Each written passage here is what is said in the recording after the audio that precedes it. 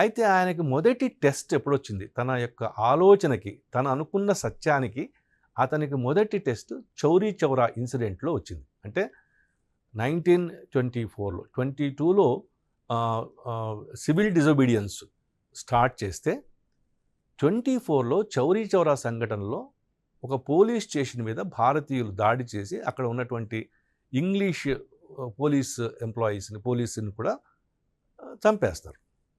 ఇప్పుడు ఈ ఉద్యమం తర్వాత కూడా ఉద్యమం అలాగే కనుక కొనసాగిస్తే గాంధీ యొక్క ప్రధానమైన ఫౌండేషన్ అంటే అహింస అనేది దెబ్బతిన్నట్టే.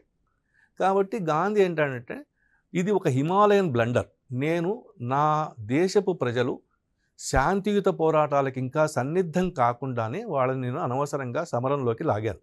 కాబట్టి ఇంత ప్రమాదకరమైన కండిషన్స్ జరిగినాయి అని ఉద్యమాన్ని విరమింపజేస్తాడు. ఇక్కడ చాలా గొప్ప చర్చ జరుగుతుంది దేశమంతటా కూడా. కన్జర్వేటివ్స్ ఏమో చాలా ఆనందిస్తారు ఆ స్ట్రగుల్ ఫెయిల్ అయినందుకు, ఆగిపోయినందుకు. రెవల్యూషనరీస్ ఏమో ఉద్యమం ఇంత ఉన్నత స్థాయిలో ఉన్నప్పుడు నువ్వు మానేస్తావా? అసలు ఉద్యమం మీద నీ కంట్రోల్ ఏమిటి?